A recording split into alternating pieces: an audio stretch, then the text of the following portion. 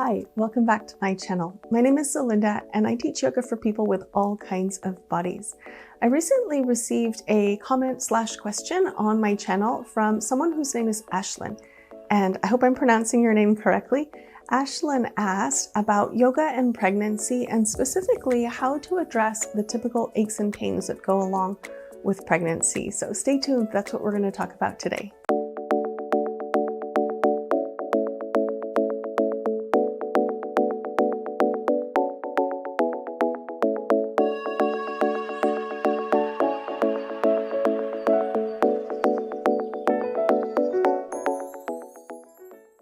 Just like with everything related to yoga, we see a lot of sensational images of people who are pregnant practicing yoga, doing things like a headstand or a handstand, or maybe a very big and beautiful looking kind of back bend. But these postures are not always safe during pregnancy.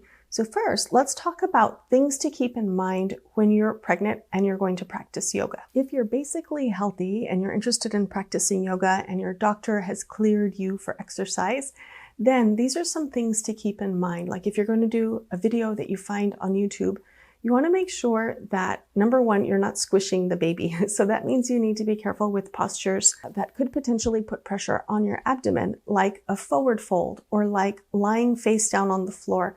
These kind of postures, you need to make some adjustments for. Rather than lying face down on the floor, you may choose to be on hands and knees, or you may choose to skip this kind of pose entirely.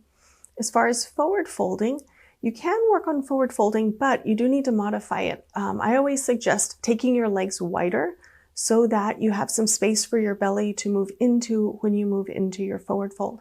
And that would apply if you are seated on a chair or on the floor, and also if you're standing. Another type of posture that risks squishing your baby is twists.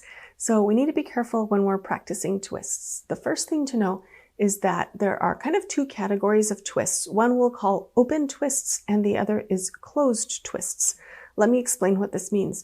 So in my videos, in my classes, I often teach a sequence which is called triangle with twist. And when we do this, we extend the arms out and then we bring one hand across the body and we set the hand either on the leg or on the floor. And as we're doing this kind of twist, we're moving into kind of a confined or restricted space. In other words, the belly is moving toward the leg and there's not anywhere for the leg to move out of the way, so that the belly has more space. It's not possible with this type of pose. So this kind is called a closed twist. You're moving into a closed space.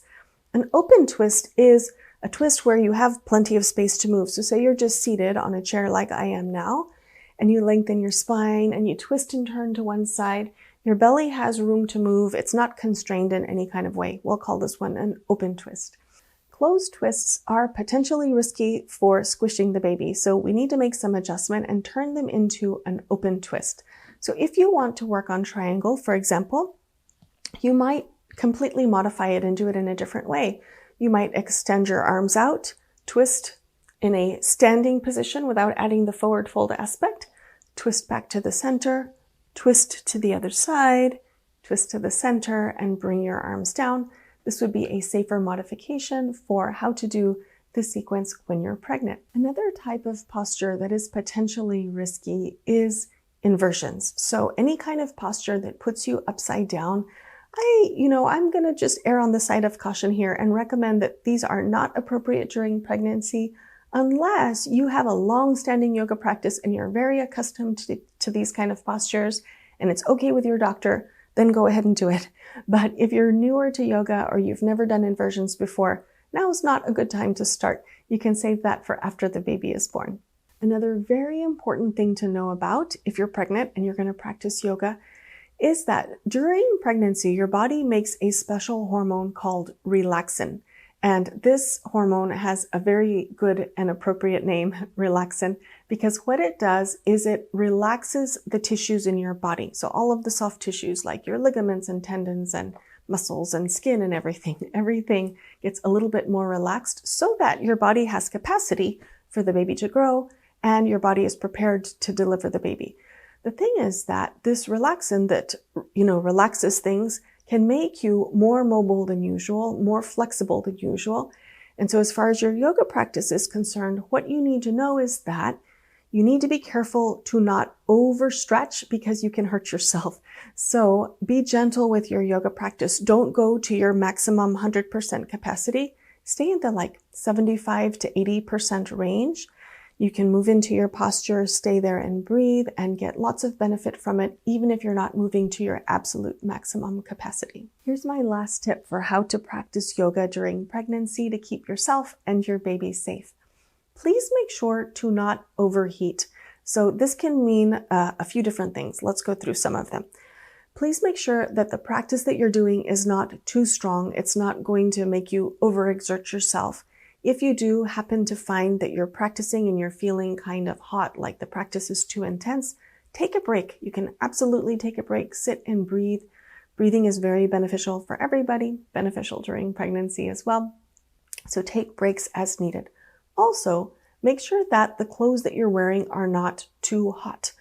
Remove layers if you need to keep your body at a comfortable temperature. And then finally, the temperature in the room. Make sure the room is cool enough. I would recommend skipping hot yoga during pregnancy. Again, that's something you can save for later. If you are practicing and the room is starting to feel too warm, ask the teacher to lower the temperature, or if it's in your own home, you can go and lower the temperature so that it's a comfortable temperature for you and you can keep yourself comfortable and safe. Now let's change gears and talk about the common symptoms that you may experience during pregnancy and what to do about them. So the first thing that I want to mention is that you probably will have noticed that there are no videos on my channel about pregnancy or prenatal yoga or anything like that. And there's a reason for it. Just like how I talk about all the time on my channel that everybody's body is different and we have to find the right practice for each person's body, that's even more important during pregnancy because there are such a wide range of experiences that a person can go through while they're pregnant. Some people go through the whole length of the pregnancy feeling totally great. There's no problems at all.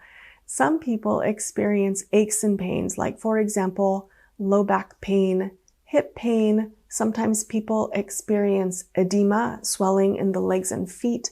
Sometimes people experience soreness or pain in the wrists. Let's see what else. When the breasts start to grow, it's more weight in the front of the body, which can put strain in the neck and shoulders. So you may have pain in this area. Round ligament pain is also common. This is a sharp pain that you feel in your groin area on either side. Pubic symphysis pain. This is the pubic bone that's in the front of your body. As the relaxin starts to work, the cartilage in the center starts to soften up and the pubic bones can start to separate a little bit, which causes pain. So these are all very common symptoms that occur during pregnancy, and they require special considerations for how to adjust your yoga practice to keep it appropriate. Then there's a whole other level or another kind of category of symptoms that may occur during pregnancy, like for example, high blood pressure, blood sugar issues, things that are a little bit more serious like that. And this also requires special consideration when you're planning or preparing your yoga practice. So because of these wide range of needs during pregnancy, let me kind of go category by category and make some recommendations about how to practice yoga. If you are feeling quite healthy and your doctor has cleared you for exercise, you probably could follow one of my YouTube videos that is a gentle kind of video. And keep in mind all of the advice that I gave in the beginning of this video about how to modify the practice to keep yourself safe during pregnancy. If you are experiencing a lot of aches and pains, or if you're having more serious symptoms related to your pregnancy, I would really recommend that you find a teacher to work with. This could be somebody local to you, or it could be online. You want to make sure that you find a teacher who is trained and experienced at prenatal yoga so that you can talk to them about the symptoms you're experiencing and they'll know how to design the practice in a way that is safe and beneficial for your body, and you can continue talking to each other during the practice if needed so that you can make adjustments as you go. I do have a great prenatal yoga teacher on my team, and she's available for both private and group classes. So if you're interested in some online prenatal yoga instruction, just send me a note. I'll put my email address in the description box for you, and we'll get that scheduled and organized. I hope this information has been helpful. If you have more questions about yoga and pregnancy, I would love to hear from you in the comments. Thanks for being here, and I'll see you soon.